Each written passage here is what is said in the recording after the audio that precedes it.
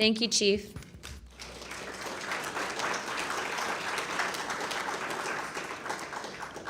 I now recognize Mr. Knapp for his opening statement. Good morning, Chairwoman Luna, Ranking Member, Ms. Crockett, and members of the task force. And Dina Titus, I just knew we were going to get you involved in this topic at one point. Great to see you here. I'm George Knapp, Chief Investigative Reporter at KLAS TV in Las Vegas. I began my pursuit of this weird mystery way back in 1987, and for 38 years, I've always approached this as a news story. It's not a matter of faith or belief. To me, it's a story, and it's an important one. I'm proud to be here alongside these witnesses today, men who have seen strange things and stepped forward to tell the world about it. Whistleblowers and witnesses who step up are routinely insulted, belittled, or worse. They risk their reputations, their careers, their clearances, their livelihoods, and sometimes much more than that, even their freedom. I know that one of the goals of the task force here is to figure out ways to protect whistleblowers and witnesses, and it's a tall order because so many of the things that happen to witnesses like these are extra-legal.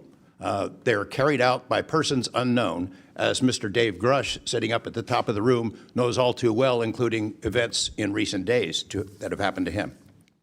I want to share a couple of things that I've learned along the way on this long journey, and I submitted most of that in written form because I estimate that my statement here today would take about 4.5 hours, so I'm going to try to jump over and touch on the more important salient points. I submitted the detailed written statement for the record, and we'll go into a lot of that here, but the public has been told over and over since the late 40s, there's nothing to worry about here. These mysterious craft seen by millions of people in the skies, in the oceans, over the land are not real. They're not a threat. The witnesses are wrong. They're crackpots. Don't believe it. That changed for me. What got me hooked is the paper trail. Documents that were squeezed out of the U.S. government after the FOIA, Freedom of Information Act, became the law of the land. And those documents paint a much different picture than what the public, the press, and Congress have been told over many years. The documents from military and intelligence personnel behind closed doors admit that, quote, these things are real. They're not fictitious. They can fly in formation. They're evasive, and they outperform any aircraft known to exist, including ours. The public, of course, as I said, has been told something much different. Back in 1989, I reported about a guy named Bob Lazar, who claimed that he worked at a facility dubbed S4 out in the Nevada desert, very near to Area 51. He said he was part of a reverse engineering program. He said there are alien craft that will be taken apart to figure out how they operated out there, and that was a pretty tall order. I had clearly taken a dive into the deep end of the pool there. But in the years since then, I've interviewed dozens of other people, and I've detailed what their testimony has been in the written statement. They include Senator Harry Reid, Senator Howard Cannon, also of Nevada, a guy named Al O'Donnell, who was the first general manager of EG&G in Nevada, which managed the Nevada test site, which blew up hundreds of nuclear weapons. There's a guy named Dr. James Lakatsky, who was a career scientist with the Defense Intelligence Agency, who was the guy who initiated a program called OSAP, Advanced Aerospace Weapons Systems Application Program, which is, as far as we know, the largest acknowledged UFO program ever funded by the U.S. government, which put together an amazing pile of information that members of this committee and the world, most of which have never seen. The DIA still hasn't released 95% of what was prepared by that program at a cost of millions and millions of dollars. The one name I do want to bring up in this session, though, is Robert Bigelow. So looking into the idea of crash retrievals and reverse engineering, while OSAP, that program, was active, the DIA's contractor, Robert Bigelow of Las Vegas, made a bold attempt to acquire physical proof of UFO crashes.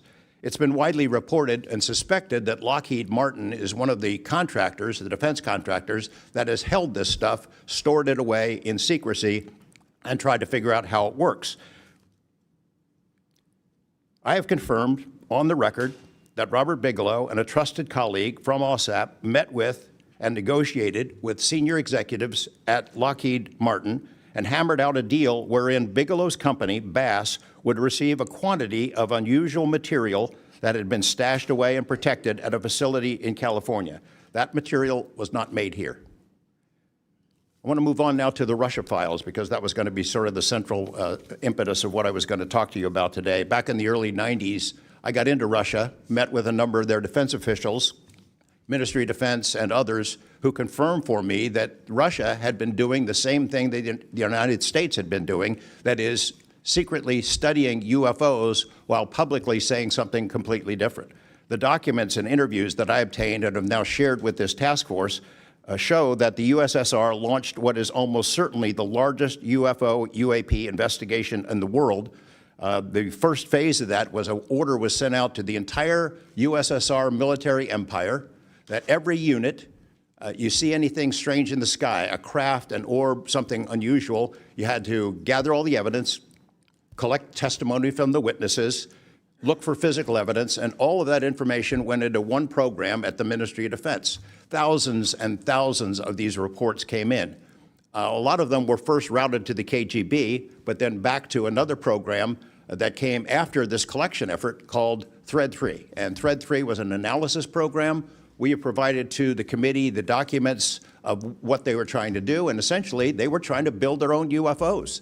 They were using the information from their observations and studies to try to figure out the technology. The guy who was in charge of that program, Colonel Boris Sokolov, told me that their goal was to basically develop technology that would be superior to anything we had, based on what they learned from UFOs. Mr. Knapp, just in the name of time, Sure. to my understanding, did you have anything you wanted to submit for Congress to see in this committee? I have submitted those documents. Would you like to play any videos? Do you have a video that you would like to play? I don't think it's for me to play. No, that was for Alexander.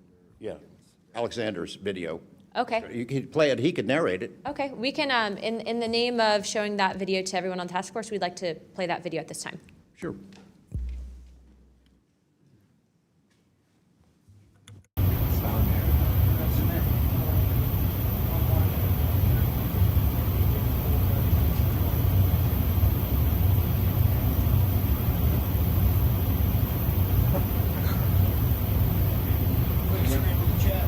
Wouldn't surprise you, I tell you. You call it the VVSS team. Yeah, like 22,000 feet.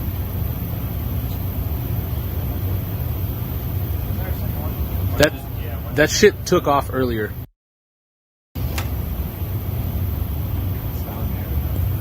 If we can get rid of the audio real quick.